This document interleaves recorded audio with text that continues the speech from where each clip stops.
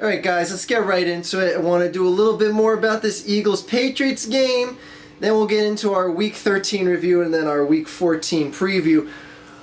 Alright, now I didn't dwell on much of the negative from the Eagles play since they had a big win. A big win against the defending champs and all that. But there was negatives to be had in this game. One of which is offensive production. Now, I'm kind of, you don't really know how to weigh the lack of offensive production when your team has 3 offensive sets of downs taken away from them, or offensive series taken away from them, when you have a blocked punt that gets returned for a touchdown. That's a set of plays taken, or that's an offensive series taken away. A pick 6 return for a touchdown. That's another series taken away. And you have the Darren Sproles punt return for a touchdown. So you have three offensive series that are taken away. So it's like, well, if one team has 3 more fresh set of downs, fresh series to move the ball, then yeah, of course the numbers are going to look heavily tilted to one side. But with that being said, the big plays were not there. The big plays on offense were not there. There was big plays on special teams. There's no question about that. But this team and their consistency, if there's one thing they've been consistent with, it is the big play.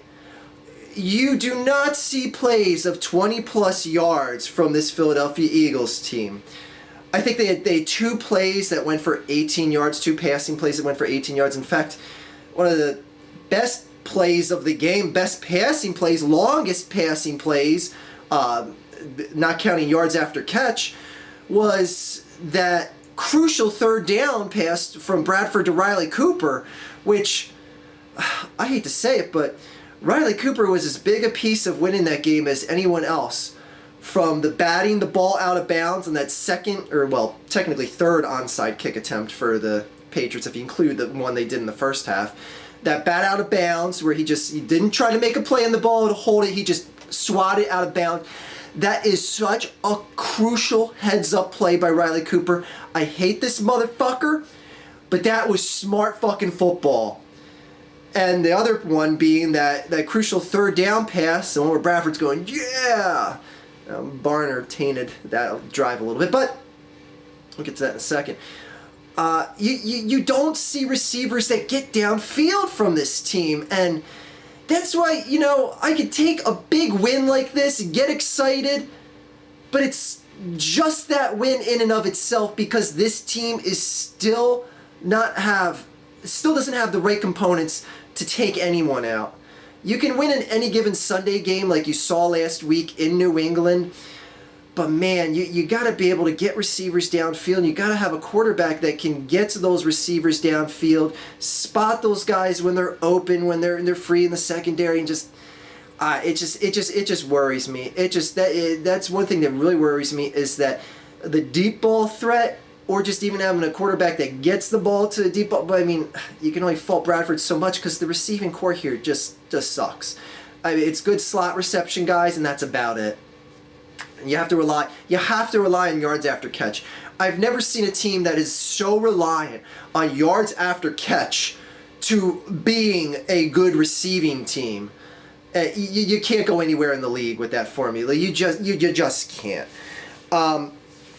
I like what they did at running back. Chip Kelly is finally breaking in his stubborn ways and realizing relying on DeMarco Murray to get the majority of the touches in this offense. DeMarco Murray will work better elsewhere. I'm looking at you, Dallas. DeMarco Murray in this offense, getting the majority of touches in the backfield as a running back is not going to work. Now, either Chip Kelly did this for 1 week because he liked the matchups against the linebacking core in the line of the Patriots, but I'm hoping that this is a sign of change and breaking in Chip Kelly's stubborn ways, because if there's one of my biggest criticisms that I have of Chip Kelly is that he is so fucking stubborn from breaking in his ways. You saw Sproles get the majority of the touches. I think Sproles had 16 or so touches. Kenyon Barner had 8 or 9, and DeMarco Murray had about 8 or 9 touches out of the backfield. And you had 130 plus yards rushing. Very pleased with that, especially from an offense that, like I said earlier on, lost 3 sets of offensive series. So to get 130 yards rushing, and you had 21 points scored by special teams and defense, that's actually really, really impressive. That's really impressive. No criticism of that. And Kenyon Barner being plugged in is obviously going to be a temporary fix till Matthews gets back. Ryan Matthews gets back. But when you're driving at the end of the game and you get that big first down from Bradford to Riley Cooper, fumbling the ball is not an option. You have to hold on to that ball like it is your child's, and you can't let it go. He's young, errors happen, learn from it. All right, Kenyon, you got a place on this team, and you prove that. You prove that. Your first game getting decent touches on this team, you went up to New England and represented very well. But man, you cannot fumble in a situation like that where fumbling is not an option. Anyways, he's young, mistakes happen, they still won. It's no big deal. Now, finally, another thing that Chip Kelly has done, and this just happened yesterday, is Miles Austin got cut. Now, I was originally going to make this part of the video be how I really like the fact that Chip Kelly is finally acknowledging what a worthless piece of shit Miles Austin is to this team, and had him as an active bench player. He wasn't listed as inactive, wasn't recovering from injury. He was active for the entire New England Patriots game, and he didn't even touch the field. At least, well, he didn't get the ball. If he touched the field, I missed it. But for him to not get any play and then get fired, it just goes to show what, you know what? It's literally time for things to start changing, because there is, like, the door is cracked open this fucking much for the team right now. This fucking much. Chip Kelly can either act like he's changing his ways and having a future to open that door up all the way, or he could stay with his same stubborn self and just go through the rigmarole of every year of failing. Now, do I still want Chip Kelly fired? Yes. Yes, I do. Because what he has created on this team is a team that is not going to win a Super Bowl and could be at that Super Bowl level if he didn't fuck things up and didn't want just his culture guys here and all that stuff, and had some abysmal losses that frankly are on his shoulders as much as anyone else's bad play has been. But we're at a situation where we're tied for first place right now. Spoiler, since the Redskins lost to the Cowboys. Now, do I think this team is going to do anything? Absolutely not. Like I said, you can't have an offense that relies on passing that is 20 or under yards, and to get plays beyond that, you have to have yards after catch. You can't go anywhere in this league. You can't go anywhere in this league with an offense that can't pass the fucking ball. You just can't. Again, you can pass the ball and rely on yards after catch, but that's not going to take you anywhere. Your better defenses are going to scheme and shut you down. Wait till you see what Arizona does to us. Not to get ahead of ourselves here, but we're at a weird thing. It's like, do I want my team to make the playoffs? Do I want them to get a better draft pick? At this point, looking at what Chip Kelly has done in the first round with his draft picks, Lane Johnson, which frankly was Andy Reid's draft pick that was left him. Lane Johnson, all right, have to go O-line, that was good. Aguilar last year, and who did we get 2 years ago? I don't know, some guy that can't even get on the fucking field to play at linebacker, Marcus Smith. At this point, I don't care. I mean, Aguilar's looking like he's not much of anything. Marcus Smith can't get on the field. At least Lane Johnson is worthy of starting on the O-line. So as far as, what would I rather pick 17th or 10th? I really don't care at this point. If we lose 7 spots by making the playoffs, then so be it. if it keeps the Cowboys or the Giants or the Redskins from bragging they got an NFC East title, then so be it. I'd rather see them make the playoffs. Do I think they're going to do any damage in the playoffs? Fuck no. Fuck no. You got to be kidding. But that's what we have. And it's a situation that none of us were really expecting to make the playoffs, and it's not like the Eagles have got it all wrapped up. There's still a lot of season left.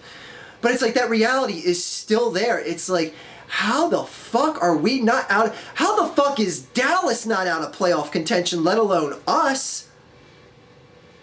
I mean, that's just how bad things have been in the NFC East. So, I mean, it's like, you know, in the great scheme of things in history, is someone going to be proud and be like, well, my team won the 2015 NFC East title?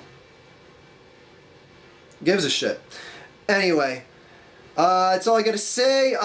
Pats fans, keep licking your wounds. It's okay. You guys are going to be fine. You guys are going to be fine. That's why that's another reason why, and I think I should have added to like all the videos I made about the Patriots being salty and stuff like that. It's like, you know, you got nothing to worry about, Patriots. Like, the worst case scenario is you lost a bye. You're still 10-2, and you're still probably going to be in the Super Bowl again. I wish I could say that about my team. Anyways, that just goes into how fucking spoiled those fans are. Again, not all of them, just some. Especially the half that left the fucking stadium, which, by the way, I don't hear many Pats fans at all criticizing their fan base for looking like Miami Heat fans in Game 6 against the Spurs. But I digress. Spoiled fans will be spoiled. Let's get into our Week 13 review, and why the hell not start off with that NFC East matchup that happened last night.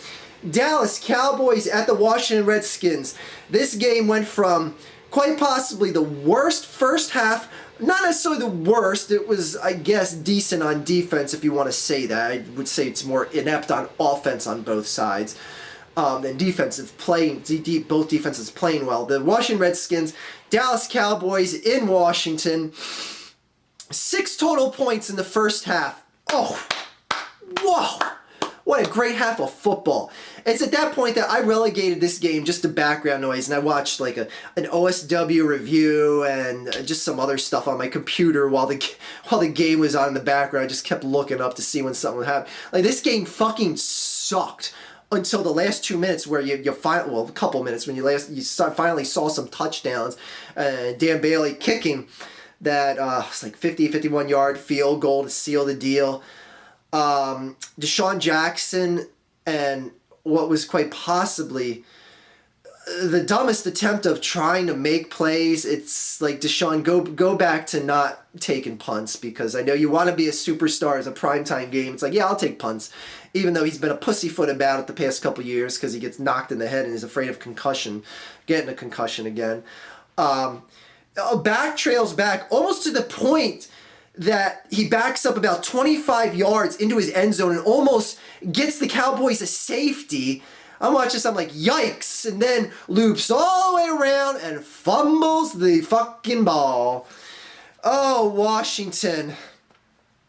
You had a chance to damn near wrap up the NFC East. The way the Eagles and the Giants are playing, and you could have just completely wiped Dallas out from any contention of the NFC East. But man, just no one wants it. No one fucking wants it in the NFC East this year. And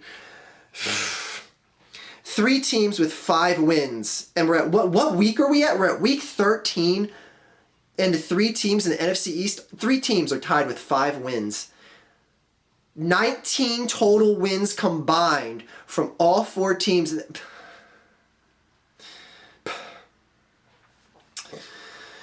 Eagles beat the Patriots 35-28 at Foxborough. We already talked about that. Houston at Buffalo. Thanks, Houston. Thanks a lot. I thought Houston was going to soften up Buffalo a little bit and give them a loss to come into the link. By the way, I will be at the link. I'll be posting live tweets and live Vine videos and stuff like that from the game and pictures and whatnot. So, no, I will not be doing a live show, even though someone is obviously going to ask that. They do every single week. So, no, it's kind of hard to do a live show when I'm actually at the game. But we'll get to that in the preview section and the preview video later on this week. Anyway, Buffalo wins 30-21, keeping Buffalo's hopes in the playoffs alive. And a lot for Buffalo to play for this week. More than just Shady McCoy coming back here. And I'm going to rock that Shady McCoy jersey. I'm rooting for the Eagles to win, but I'm rocking that Shady McCoy jersey out of respect for my favorite player that was on this team, who I never asked to go anywhere, but the coach of this team did. So it ain't no disrespect to the Eagles. It's respect for a guy that I respect here on this team and never wanted to see go. So I will be rocking the Shady McCoy jersey. I'll be rocking the 25. Anyway, San Francisco at Chicago. Oh my God, Chicago. Oh, what the fuck? You have what was it? Was it a 35-yard field goal to win the game as time's expiring? Don't look now, but Blaine Gabbert looks like a promising young talent, and it's all for certain that Kaepernick is beyond gone, as much as RG3 is beyond gone in Washington. Just Bears, just an absolute kick in the fucking dick to lose to an abysmal San Francisco team in Chicago. Yeah, there's no excuse for that, Bears. That was a terrible, terrible loss. Kiss your playoff hopes goodbye, because I mean, not that they had much, but they would have been in it. They would have been in it if this should have been a win, man. I feel bad for Chicago. They've just been abysmal for so many years now. Cleveland Browns lost 37-3. Baltimore at Miami. Miami wins 15-13. Baltimore, another close loss. Another close loss. Again, Baltimore is that team where if I was a Baltimore Ravens fan, I would not be worried about this season at all. You don't have your starting quarterback in anymore. And frankly, you're going to get such a good draft pick. You are going to get whatever stud is left. You're getting a top 5 pick this year. You're going to get whatever stud is left, maybe 6 or 7 at the worst. But, I mean, you get a stud offensive lineman, one of the best receivers in the draft. And this team that is losing every game close, getting one guy that's a rookie playmaker is going to be the difference between this team looking abysmal and this team getting 4 or 5 more wins than what you saw this year. So I would not be worried at all, Baltimore. Don't sweat your season at all, Baltimore. And Miami, thank you for helping Baltimore get a better draft pick by getting one step above them by winning. Seattle at Minnesota. I was honestly convinced that Minnesota was a real deal team that was going to stand firm and say, Seattle, your time has passed. We are the new dog that is going to turn heads in the NFC. Boy, was I fucking wrong. Every single time I underestimate this Seattle Seahawks team, they just show right the fuck up and say, you know what? We're not ready to go away. We're not ready. Oh, everyone's paying attention to the Cardinals and the Panthers and the NFC. Go right ahead. Because we're going to sneak right up and punch someone in the fucking mouth. And that's exactly what this Seattle team is priming to do. They lost Jimmy Graham, no problem. That defense is churning again. The defense looked like shit against Pittsburgh, but man, they shut AP down. AP was 19, 18 yards.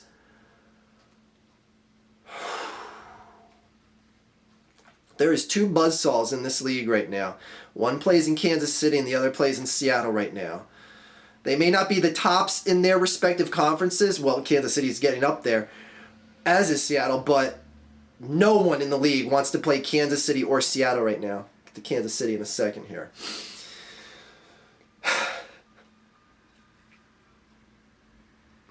The Jets and the Giants. The Giants are trying to break the record for most creative ways to snatch a loss out of victory. This Giants team is the biggest should've, could've, would've. Like, this Giants team should have like 2 losses this year. Like, that's how piss poor disappointing they've been. I would jump off a bridge if I was a Giants fan. I'd be like, I can't take this shit. I'd rather get blown out like the Eagles are against teams like the Lions and the Bucks than see my team. Hey, they had 5 leads this year going into the final 2 minutes of the game, and they lost all 5 of them.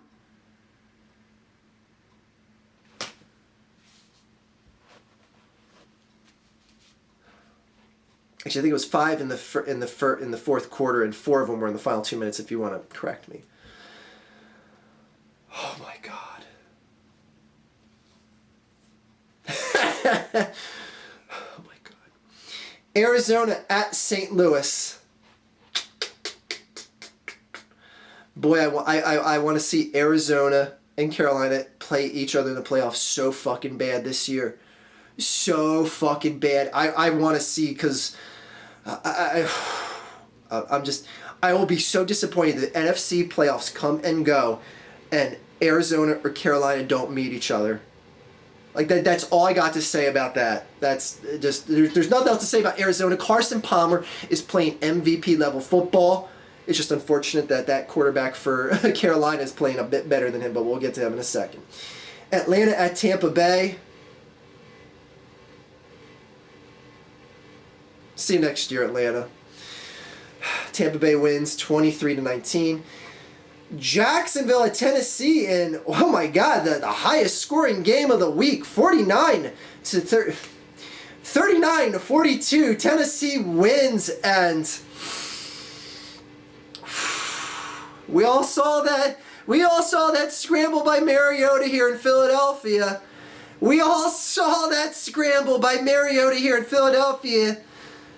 And we just saw the whole game from Mariota here in Philadelphia, and we said, sure wish we would have traded the house for that.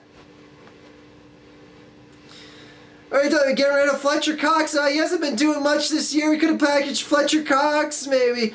Brandon Graham, some first round. Oh, boy.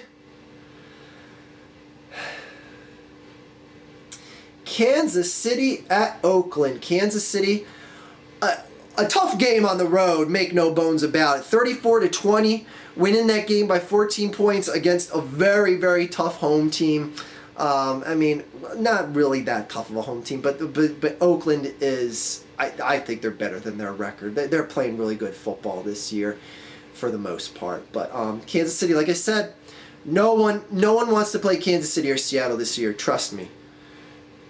Forget how bad both those teams started out. There ain't a team in the league that wants to play those two teams right now.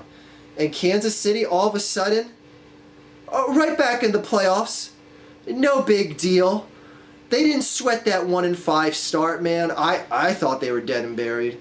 But, like I said, that is an Andy Reid style team. And I said that. That's why I said they were going to make the playoffs in my preseason prediction video. And that's why they're going to make. Because that is such a quintessential Andy Reid type team that you saw do damage here in Philadelphia. Anyways, man. Denver at San Diego, 17-3. Denver wins. All right, you know, much of anything. It's a win. It's a win. That's 3 wins in a row for Osweiler, a certain somebody's bitch who I'm not even going to bother referring to him as that guy's name anymore because I'm done defending that guy to New England fans. Have fun on the bench. Brock Osweiler is here to stay. 1 interception, 1 bad pass. They throw it in trying to get to the corner of the end zone. Yeah, no big deal. It didn't do enough to completely fuck up this game, and that is what Osweiler's there for. Osweiler's not there to throw for 350, 400 type yards. He's there to get a game like this, let the defense lock down, which is what they did, only giving up 3 points, and don't fuck up. That's like the Russell Wilson role that you saw, not so much this year because he's getting hit so much and he's making some bad decisions more than he has his first couple years in the league. But play safe football. That's what Osweiler's there for. Play safe, intelligent football. And you sure as hell ain't getting out the other guy that's sitting on the bench.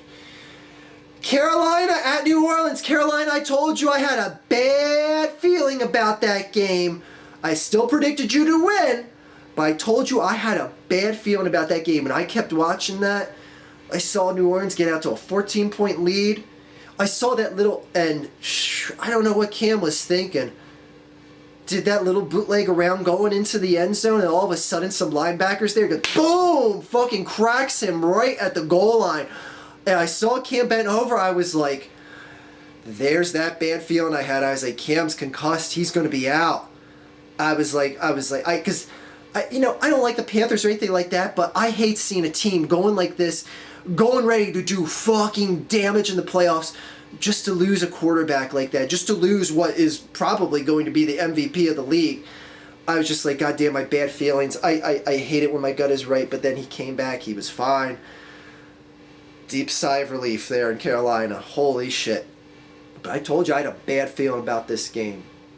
New Orleans showed up to play. Little concerning that you did give up 38 points in this game, Carolina. But... And Ginn Jr. dropping some passes, too. That's... I mean, he caught some good passes, too, but...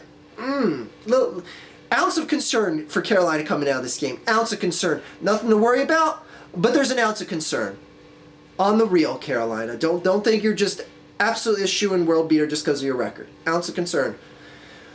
Indianapolis at Pittsburgh. Pittsburgh. They're back. They're ready to do damage. And Pittsburgh's getting hot at the right time. Again, even that loss they had last week in Seattle, it was still like a clawing tooth and nail. And frankly, lost that game because they got conservative too. But we come right back, 14-10 victory at home. I wouldn't want to play Pittsburgh either in this league. I wouldn't want to play Pittsburgh in either this league. And why not save the best for last? I saved Thursday Night Football for the last game to talk about here. Green Bay 27, Detroit 23. I put a poll up on my Twitter, and I said, who lost more abysmally? Last week, Monday Night Football, where the Cleveland Browns have the game-winning field goal, get blocked, and then the Ravens take it to the house and steal the game. Or what happened at the end of this Green Bay game, where you have a very borderline face mask call on Aaron Rodgers in the final play, time expires, oh wait, game can't end on a penalty, Rodgers gets one more attempt to throw a Hail Mary. No time left on the clock. Rodgers to Rodgers, touchdown, Detroit loses. I have nothing else to review in this game because, frankly, Green Bay didn't impress me much at all, and Detroit is just Detroit in this game. So much for taking that momentum off of Thanksgiving Day that we gave the Lions. So, what say you guys? What was the more abysmal loss? Because the majority of the people that voted on Twitter, and I tend to agree with this, is that the Browns loss was a bit more disappointing. But a lot of people brought up a good point saying like how the Lions were up. It was like 21-6 in this game, and they choked that away only to lose in the end. Or how many points did the Lions have? Yeah, 23. It was whatever. It was something. They had a double-digit lead and they choked it away. I think they had 16. It was like 16-0 or whatever. Anyway. So it's like what's bigger? I don't even care. I don't even care. I'm just so glad I'm not a fan of the Browns or Lions. Like, as bad as we have it here in Philadelphia, I'm just glad I'm not a fan of either team. Holy shit. Let's go into our Week 14 preview. Minnesota at Arizona, a game that I thought was going to be good, that I thought Minnesota was going to be coming out with so much confidence after a big defeat of the Seattle Seahawks. But man, Minnesota, you played some dead football. I would give you a lot more respect in this game if you didn't play such dead fucking football. Arizona is going to fuck you up. It ain't gonna be pretty. Only chance you have is one of Carson Palmer's knees get back. Oh, I'm sorry, Arizona. I don't want to jinx you, because I love the football Carson Palmer's playing right now. But that's really the only chance Minnesota has in this game. Look for Arizona to win. Buffalo at Philadelphia. We'll go on that a little bit later this week when I make the preview video. Atlanta at Carolina.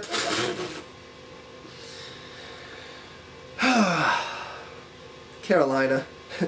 I thought, I searched my gut. I said, gut, do I have a bad feeling about this game? And my gut's like, no, the fucking Falcons suck this year. And I was like, all right, gut, thank you.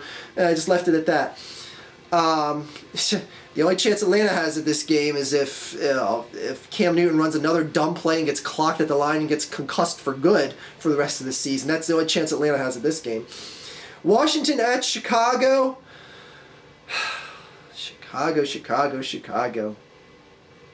Chicago. Please win this game, Chicago. But I don't think you will. I don't think you will. And you know what? I don't want you to win this game. I want Washington to win this game because, frankly, I want that game. And I want that. You know what? If anything I'm going to take out of this season is I want every game to mean something for the Eagles this year. I want Washington to win. So that game on week 16, that Saturday night game, which I hate fucking Saturday night football games, the league needs to get rid of them. But I want that week 16 game against the Redskins in here in Philadelphia. I want that to mean something. And then I want the Giants to still stay neck and neck so that week 17 game against the Giants means something. I just want to go into every week of football here. So you know what, Bears? Fucking lose this game. Picking the Redskins. Motherfucker. Pittsburgh plays some team from Ohio that isn't the Browns. What time is this game? 1 o'clock? Alright, that team from Ohio that isn't the Browns is going to win. San Francisco playing that other team from Ohio that is the Browns. I don't know why Cleveland is favored in this game, even if they are the home team. Blaine Gabbert's been playing. You don't know who the fucking quarterback is going to be in Cincinnati. Wrong Ohio team. They don't even know who the quarterback is for sure in Cleveland unless they, I don't know. Is Manziel? Who cares? San Francisco. I'm a Gabbert-holic. Is that a thing yet? No, that sounds stupid. Look for Blaine Gabbert to put another win onto his resume. San Francisco's winning in Cleveland. Indianapolis at Jacksonville. This is a fucking pick'em? No one's even favored in this game? This is a pick'em? Indy. Hasselback's got to be good enough to beat this team, right? I don't know. Jacksonville looked pretty fucking good last week against the Titans. I know they lost and all, but... I'm picking Jacksonville. San Diego at Kansas City. Yikes! Yikes! Not to mention, see the rest of the Murderers Row? The rest of the teams that have to face the Murderers Row, that is the Kansas City Chiefs, the rest of the Chiefs schedule. Yikesity yikes.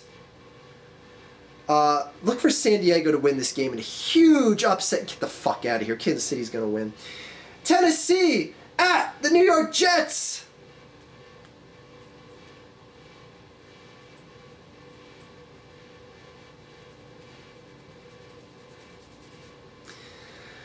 I just have a bad feeling about this game.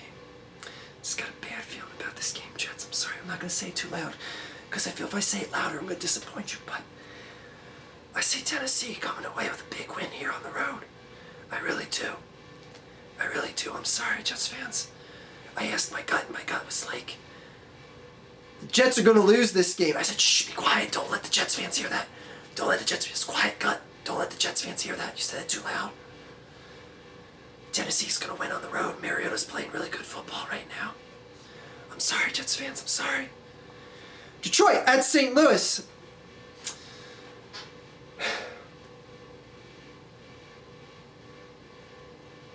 Gut, what do you think? Detroit. Okay, we'll go with Detroit. New Orleans at Tampa Bay.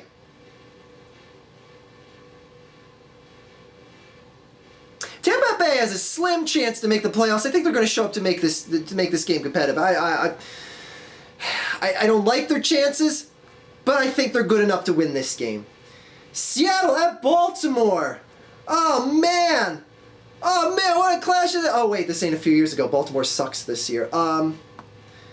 I'll be impressed, Baltimore. If you can lose this game within one score, I'll be very impressed. It's a home game. Stranger things have happened, but Seattle's winning. Like I said, I feel bad for underestimating the Seattle Seahawks team yet again. And they're going to play that typical December run into football, into the playoffs, and they're just going to come in. They're not going to run the place. They're going to come in just drop kicking, and someone's going to be like, "Who's that?" Oh fuck! Just got kicked by the Seattle Seahawks right in the face. Just got cleated right in the fucking face. Oakland at Denver. Osweiler. Play smart, careful football, and you will win this game. The defense will shut down this Oakland Raiders team. But Oakland is going to put up points in this game. Oakland's going to put up points in this game. I know Denver's defense is really good, but I think there's going to be a lot of times Oakland gets good field possession because I think the Oakland defense is good enough. They're going to hold Osweiler and the Broncos offense down. They're going to have to kick from the 20 or farther back a couple times, get good field position out of that. So Oakland's going to put up some points in this game. Dallas at Green Bay.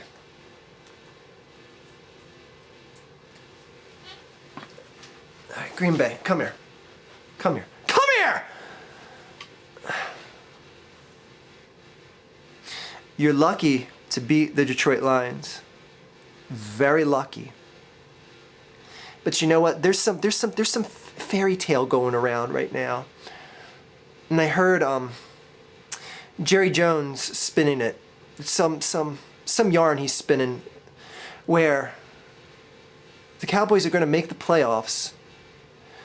And while in the playoffs, Tony Romo is going to be healed up. And Tony Romo is going to come back. Tony Romo is going to come back for the Dallas Cowboys and take them to the promised land. Do you want to add any truth to that ridiculous fucking old man's fable?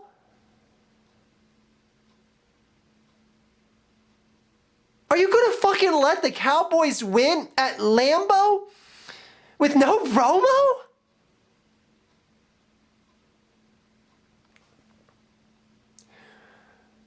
Did you hear the Dallas fans?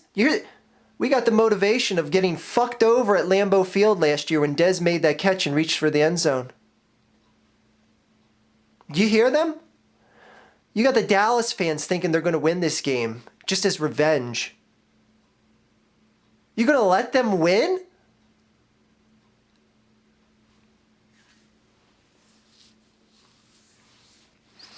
End that fucking fairy tale of a team. End them. Aaron Rodgers, you're still every bit as good as you've ever been. End this fucking team. End this season for them. I've got a bad feeling about this game, I won't lie. I won't lie. I got a bad feeling about this game. I won't lie.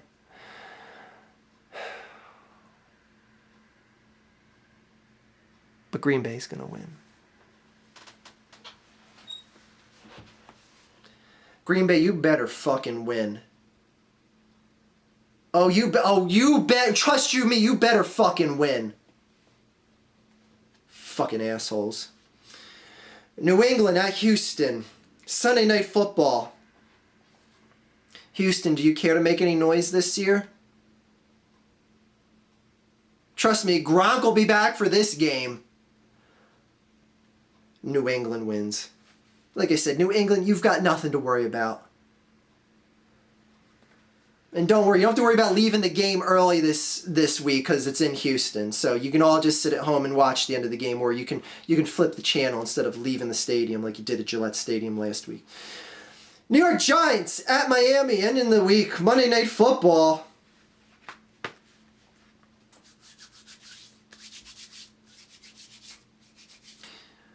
Miami. I give the same speech to you as I did to the Redskins. But the Giants, I'm going to give the same speech to you as I did to the Redskins. Giants, I want to see you play us Week 17 and have that game mean something. So could you do a favor and do what the Eagles couldn't do and beat the Dolphins? Like, is that asking too much? The Redskins couldn't beat the Dolphins either. So could you do that? Anyways, we'll be waiting for you Week 17, Giants. We'll be waiting for you. Just don't fuck up in the fourth quarter and you can beat this team. Hello? Anyways, that concludes our Week 13 review, Week 14 preview. My God, some good matchups this week. Overall, I really like the matchups this week. It's going to be a fun weekend of football. One downside is I'm going to miss a lot of the games, a lot of the live action, because I'll be at the Bills-Eagles game. But it's always good to see a live game as well, so I like to get to a couple of them every year. Anyway, let's at least make it interesting for ourselves, NFC East rivals, all right? Let's make it interesting for ourselves. Like, we'll just let Green Bay sweep the mess that is the, what is that thing called that's under the house? What is that thing that's called that's under the house? It's the basement. It's the cold basement. AKA Dallas Cowboys Central. So let's let the Cowboys stay in the basement. Be like, shh, shh, shh. Quiet. Redskins, Eagles, and Giants are up here. Just stay down there. Quiet. And we'll have a go of it this season. Like, come on, Redskins, bring on Week 16. Come on, Giants, bring Week 17. Be viable until then. Let's fucking do this. Fuck the Dallas Cowboys. Have a good day, everyone. Bye.